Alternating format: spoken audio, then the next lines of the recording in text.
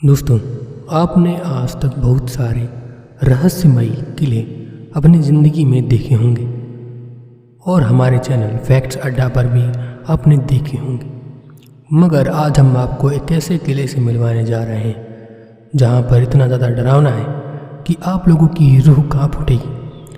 तो मेरी यही आपसे गुजारिश है कि आप वीडियो एंड और चैनल को सब्सक्राइब करके बेल नोटिफिकेशन को ऑन कीजिएगा। दोस्तों, भारत में राजाओं के ऐसे कई किले हैं जो काफ़ी खूबसूरत लेकिन ख़तरनाक भी हैं, और आज हम बात कर रहे हैं महाराष्ट्र के माथेरन और पनवेल के बीच स्थित एक ऐसा किला जिसे भारत के खतरनाक किलों में गिना जाता है। इस किले को प्रबलगढ़ के नाम से जाना जाता है। दोस्तों, यह जो किला है यह कलावंती किले के नाम से मशहूर है। 2300 फीट ऊंची खड़ी पहाड़ी पर बने इस किले के बारे में यह बताया जाता है कि यह बेहद कम लोग आते हैं यहाँ पर, और जो आते हैं वह सूर्यास्त होने से पहले ही लौट जाते हैं। यानी कि इस किले में जो लोग आते हैं वो सूर्यास्त होने के बाद लौट जाते हैं, क्योंकि यह किला सूर्यास्त होने के बाद बहुत खतरनाक हो जाता है। दरअसल खड़ी चढ़ाई होने के कारण इंसान यहाँ लंबे समय तक नहीं टिक पाता। इसके अलावा न तो यहाँ बिजली की व्यवस्था है और न ही पानी की व्यवस्था। और दोस्तों, शाम होते ही यहाँ मीलों दूर तक सन्नाटा फैल जाता है। आपको बता दें कि इस किले पर चढ़ने के लिए चट्टानों को काटकर सीढ़ियाँ भी बनाई गई हैं, लेकिन इन सीढ़ियों पर ना ही रस्सी है और ना ही कोई रेलिंग। मतलब अगर चढ़ाई के समय कोई भी गलती हुई तो इंसान जो है वो 2300 फीट नीचे खाई में गिर सकता है। दोस्तों, कहते हैं कि इस किले से गिरने के कारण कई लोगों की मौत हो चुकी है। इस किले का नाम पहले मोरंजन किला था, लेकिन छत्रपति शिवाजी महाराज के इस राज में इसका नाम बदल दिया गया। बताया यह भी जाता है कि शिवाजी महाराज ने रानी कलावंती के नाम पर भी इस किले का नाम कलावंती किला रखा था।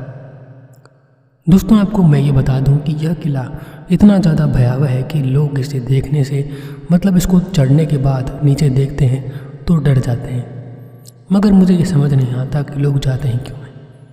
वहीं दोस्तों, आपको बता दूं कि यह किला इसमें रात के समय कोई नहीं रहता, क्योंकि सुबह तक तो सब दिखता है, रात के बाद यहाँ कुछ भी दिखाई नहीं देता, और अगर नीचे उतरेंगे तो फिर वो इंसान गिर सकता है।